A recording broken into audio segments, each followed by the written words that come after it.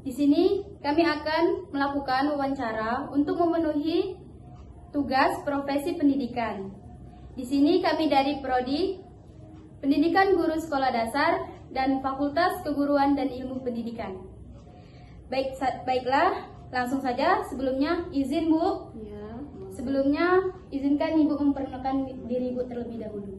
Baiklah, Assalamualaikum warahmatullahi wabarakatuh. Waalaikumsalam warahmatullahi wabarakatuh. Perkenalkan, nama Ibu adalah Ibu Zainun. Ibu adalah guru SD Negeri 184 Palembang yang bertempat di Jalan Mata Merah, Kecamatan Kalidoni, Kelurahan Sungai Selinca.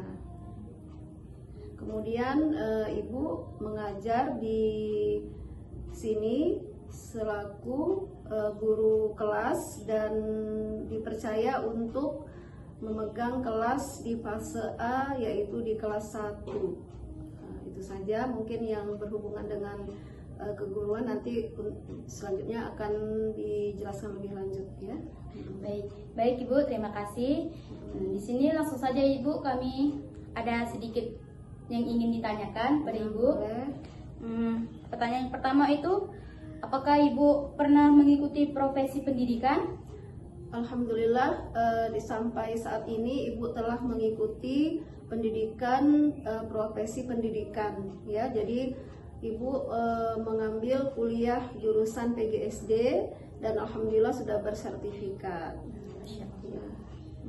Yang kedua itu, menurut Ibu nih, apakah yang dimaksud dengan keprofesional guru dan syarat-syaratnya itu apa aja Bu? Dan apakah Ibu sendiri sudah memiliki sertifikasinya? Ya, alhamdulillah untuk saat ini Ibu sudah memiliki sertifikasi guru, dan untuk menjadi syarat menjadi seorang guru itu ya, bagi sebagian masyarakat mungkin dianggap mudah ya, tetapi ternyata setelah kita terjun langsung berprofesi sebagai guru itu akan banyak sekali syarat-syarat yang akan kita temui.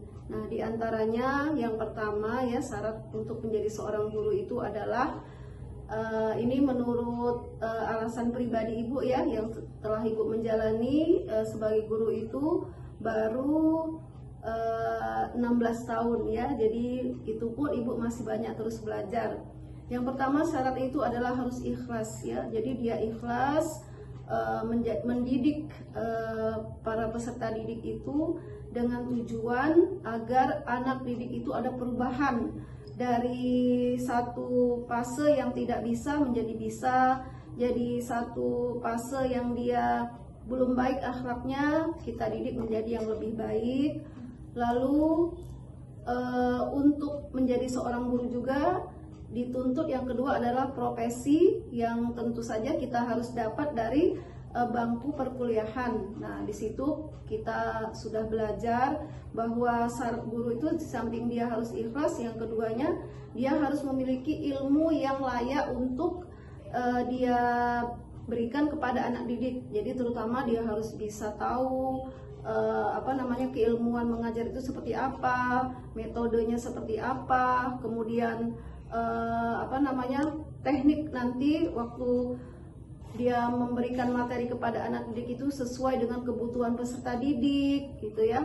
Kemudian untuk selanjutnya adalah evaluasi. Nah, evaluasi ini tidak harus kita ambil di akhir pembelajaran, tapi juga dari awal kita bertemu dengan peserta didik itu kita sudah bisa mengambil pembelajaran atau kita bisa mengambil penilaian dari peserta didik ya. Jadi Ibu tuh kalau menilai itu dari awal ya, dari awal pembelajaran ke pembelajaran, tapi juga dari awal kita bertemu dengan peserta didik itu kita sudah bisa mengambil pembelajaran atau kita bisa mengambil penilaian dari peserta didik ya. Jadi Ibu tuh kalau menilai itu dari awal ya, dari awal pembelajaran, kemudian di tengah pembelajaran, lalu di akhir pembelajaran. Baru misalnya di akhir bab ataupun ada tes namanya tes formatif, itu kita baru memberikan nilai itu, tetapi kita sudah mengantongi ya, bahwa anak tersebut sudah mampu dalam segi ini, ada yang belum mampu dari segi begini gitu. Jadi begitulah kita seorang guru harus bisa menempatkan diri supaya anak didik itu dia merasa nyaman dengan kita, ya. Kemudian yang ketiga, setelah kita mengetahui berbagai metode, teknik, kemudian ilmu tentang pembelajaran itu, nah yang ketiga ini kita perlunya adanya ilmu, ya, ilmu mendidik, ya. Ilmu mendidik itu ya artinya kita di samping dari pengalaman, kita juga harus banyak belajar dari kita ambil dari media sosial, bisa juga dari baca buku, bisa juga kita sharing kita bersama teman-teman sejawat gitu, ya. Permasalahan yang diangkat seperti apa, kemudian solusinya bagaimana gitu, seperti itu. Nah, tapi yang jelas yang keempat ini, guru itu harus menguasai konsep pembelajaran. Jadi konsep materi pembelajaran harus dikuasai oleh seorang guru. Jadi guru itu tidak harus dia mampu, dia tahu nih, ini materinya, ini metodenya, ini kemudian teknik pembelajarannya, ya, kemudian penilaiannya. Tetapi dia tidak mengetahui konsep dari pembelajaran itu apa. Jadi sebelum kita mengajarkan murid satu materi, kita tahu konsepnya itu apa. Jadi sehingga anak didik itu tidak menerima secara ilmu itu secara langsung gitu, tapi secara tidak langsung mereka itu mengetahui dari mana asalnya ilmu itu ada, gitu. Jadi konsep-konsepnya gitu.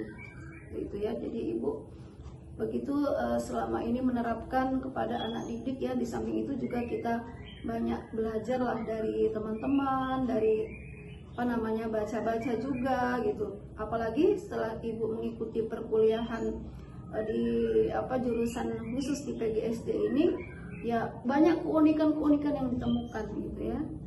Yang selama ini tidak kita tidak kita pelajari, akhirnya kita temukan permasalahan itu bervariasi gitu. Jadi tidak bisa kita menghadapi peserta didik itu kita samakan gitu, ya.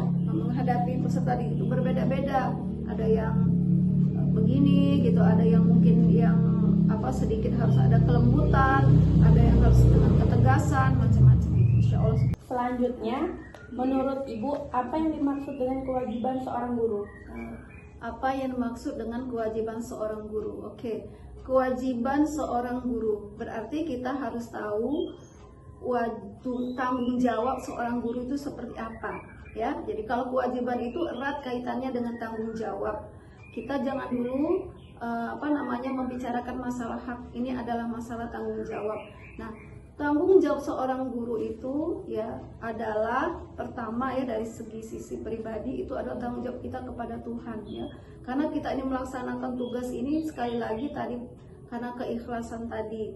Nah, sementara tanggung jawab kita seorang guru itu kepada Tuhan, yang kedua adalah kepada diri sendiri. Kita jadi seorang guru itu ada panggilan gitu, ya. Jadi ada panggilan jiwa bahwa alangkah ada satu kebahagiaan bagi Ibu, ya, bagi pribadi Ibu itu ketika seorang anak didik itu dia bisa menerima kita dengan senang hati, dengan nyaman, karena dari pengalaman pribadi Ibu ternyata anak didik itu, ya, tidak dia hanya mengingat bagaimana kita memperlakukan peserta didik, bukan bagaimana cara kita memberikan ilmu kepada peserta didik, menyampaikan materi sehingga anak itu sampai materinya ke anak didik itu dia mudah lupa.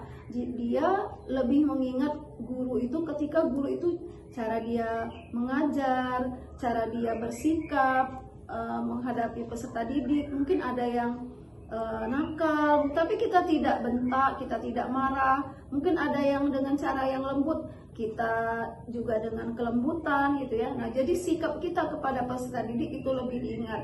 Nah, kemudian kewajiban seorang guru juga, dia harus bisa bertanggung jawab kepada pemerintah gitu, ya. Karena guru itu ditugaskan oleh pemerintah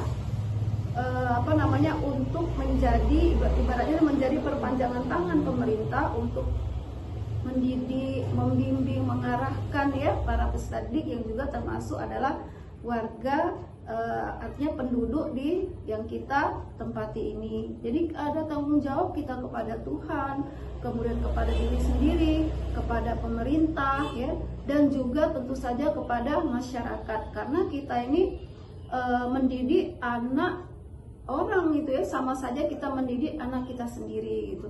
Jadi ada rasa kebahagiaan bagi seorang guru ketika kita diterima oleh anak didik gitu. Ketika sudah kita diterima oleh anak didik, maka anak didik itu akan mudah kita arahkan dan kita pun lebih mudah menyampaikan materi. Jadi kita jalin kedekatan secara secara batin dulu gitu ya. Kalau bahasa ibu tuh kedekatan batin dulu kepada peserta didik gitu.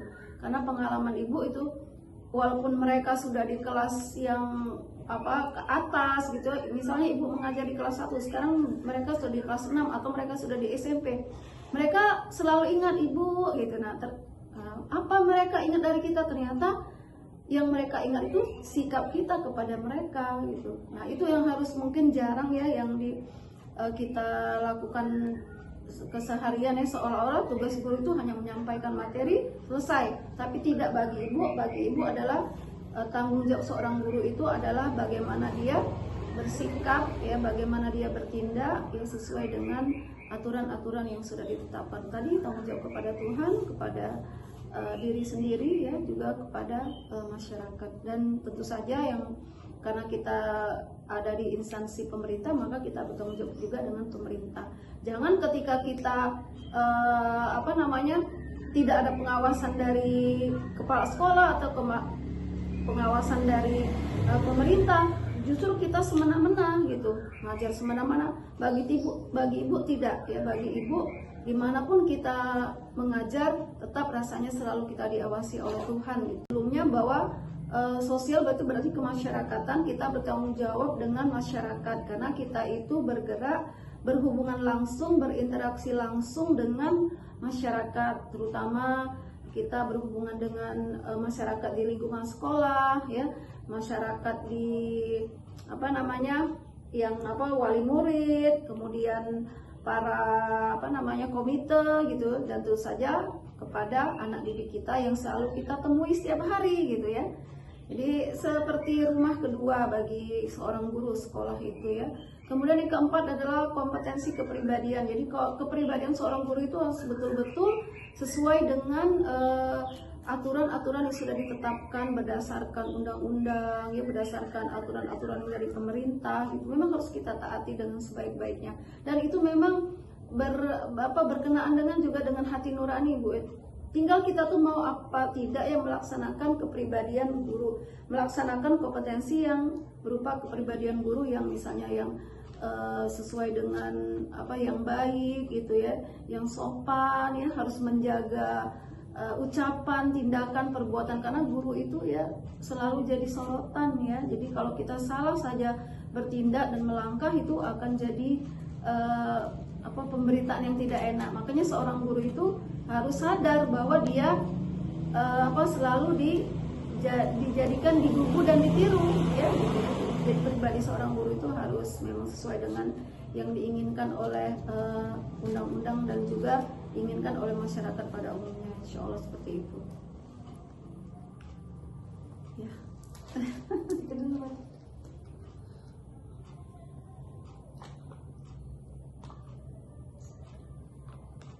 Oke, baik Bu. Ini mau nanya lagi. Ya. Bagaimana etika dan profesi seorang guru? Etika dan profesi seorang guru. Oke. Etika berarti kalau etika itu menyangkut masih kepribadian ya, kepribadian seorang guru. Jadi etik itu tata laku ya, kita berperilaku itu harus sesuai dengan yang diinginkan oleh undang-undang tadi. Nah, artinya bahwa etika seorang guru itu harus sesuai dengan yang diharapkan oleh pemerintah dan juga masyarakat pada umumnya. Itu tadi, dia harus berperilaku baik, sopan, ya, menyikapi berbagai masalah itu tidak tidak gerusa-gerusu ya, bahasa ibu tuh tidak cepat-cepat menanggapi satu permasalahan tuh langsung enggak, tapi kita harus, bahasa ibu tuh kita harus tanyai satu persatu orang-orangnya ya gitu. Jadi jangan cepat menjudge seseorang itu dengan sikap yang kurang bagus, kata-katanya dijaga, tingkah lakunya dijaga gitu.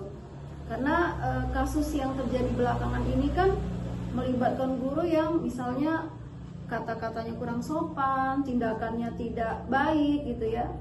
Nah, jadi sebenarnya ibu cukup prihatin ya dengan tindakan-tindakan yang disebut guru, tapi kok bisa bertindak seperti tidak masuk logika gitu ya. Nah, jadi tetaplah berperilaku baik sesuai dengan etika dan profesi yang kita emban ini. Profesi guru tuh profesi yang mulia gitu ya, jadi harus dijaga gitu ya kemuliaan, karena yang memuliakannya itu ya kita sendiri gitu. Insya Allah seperti itu sih, kembali lagi kepada akhlak tadi ya. Oke. Baik Ibu. Apa saja konsep keterampilan mengajar yang harus dikuasai guru profesional? Konsep keterampilan mengajar ya. Oke. Ya. Konsep keterampilan mengajar. Nah, yang pertama dia harus menguasai materi pembelajaran. Nah, jadi materi pembelajaran itu harus dikuasai oleh seorang guru. Misalnya dia ingin memberikan materi tentang pembelajaran bahasa Indonesia misalnya, menyiapkan metode atau sumber belajar ya, pastinya sumber belajarnya sudah ada gitu ya, berupa buku pelajaran. Kemudian kita juga menyiapkan alat peraga dan juga tentu saja menguasai kelas ya, dan juga menguasai kondisi kelas juga. Jadi bagaimana kelas itu tidak ribut, bagaimana, karena supaya ngajar kita jadi kondusif. Insya Allah seperti itu ya. Baik, terima Ya. kasih. Baik Ibu, menurut Ibu apa yang dimaksud dengan reformasi pendidikan? Reformasi pendidikan, oke. Reformasi berarti kita melihat kembali pendidikan itu seperti apa ya. Nah, jadi pendidikan itu harus selalu mengikuti perkembangan zaman ya. Tidak bisa cara kita mendidik zaman dulu dengan zaman sekarang itu tidak bisa disamakan, karena zaman sekarang itu adalah zaman digital ya, serba canggih gitu. Kadang-kadang anak itu dia sudah bisa, pertanyaan itu bisa dicarinya dengan lewat internet gitu ya, AI itu segala macam gitu ya. Nah, apalagi ibu ya yang itu masih terus belajar dunia medsos digital yang menyesuaikan dengan kondisi. Jadi memang reformasi pendidikan tuh sangat dibutuhkan untuk saat ini, yaitu untuk mengadaptasi, untuk menyesuaikan dengan zaman. Di zaman itu terus berubah, tapi prinsip-prinsip pendidikan itu tetap sama gitu ya. Prinsip-prinsip dasar pendidikan tetap sama, tetapi caranya itu yang berbeda, karena kita harus mengadaptasi, kita harus menyesuaikan dengan kondisi zaman sekarang. Jadi reformasi pendidikan itu sangat dibutuhkan untuk zaman sekarang, supaya kita bisa menyesuaikan dengan kondisi anak-anak sekarang gitu ya. Jadi artinya anak-anak itu harus ada kolaborasi ya, harus ada bagaimana kita meningkatkan kreativitas anak gitu ya. Lalu harus ada kerjasama yang baik di antara mereka gitu. Jadi kreativitas dan kolaborasi serta adaptasi dengan dunia digital sekarang itu memang sangat dibutuhkan. Memang sekarang ini zamannya reformasi pendidikan, terus berkembang pendidikan itu ya. Insya Allah seperti itu. Baik Ibu, pertanyaan selanjutnya, apakah ada konsep guru abad ke-21? Kira-kira seperti apa itu Bu? Konsep guru abad ke-21. Jadi artinya sebenarnya ini relevan dengan pertanyaan sebelumnya ya, bahwa guru abad 21 itu memang dibutuhkan harus bisa kenal dengan dunia komputer, internet. Jadi memang seperti itu. Dan anak-anak zaman sekarang itu memang eranya guru-guru milenial gitu ya. Sekarang sebutannya kan ada Gen Z ya. Jadi Gen Z itu guru-guru yang usianya kalau tidak salah ya itu yang kelahiran tahun 96-an ke atas gitu ya, itu sudah Gen Z ya. Kalau ibu tuh sudah masuk Gen X ya, masuk Gen X sudah. Jadi sebelum masa kalian gitu ya. Nah, jadi Memang guru abad 21 itu dibutuhkan dan memang sesuai dengan zamannya gitu ya. Jadi harus kenal dengan dunia teknologi gitu ya, dunia digital gitu. Mereka harus dikenalkan dengan gadget gitu, tetapi dengan syarat-syarat tertentu ya, digunakan untuk hal yang baik-baik karena dunia digital itu sesuai dengan kita yang makainya. Jadi seperti kita memakai pisau ya. Nah, pisau itu kita gunakan untuk yang baik-baik gitu ya. Tapi kalau digunakan untuk yang tidak baik, dia jadi tidak baik. Jadi suatu benda itu tergantung kita gitu, tergantung kita yang menggunakannya. Kalau benda itu digunakan untuk yang tidak baik, maka jadinya hasilnya tidak baik. Baik, Ibu. Ya. Mungkin itu saja pertanyaan dari kami. Terima kasih atas jawaban dan penjelasan dari Ibu. Ya. Kami terima kasih juga atas waktunya Ibu. Mungkin cukup sampai situ saja. Kami tutup. Wassalamualaikum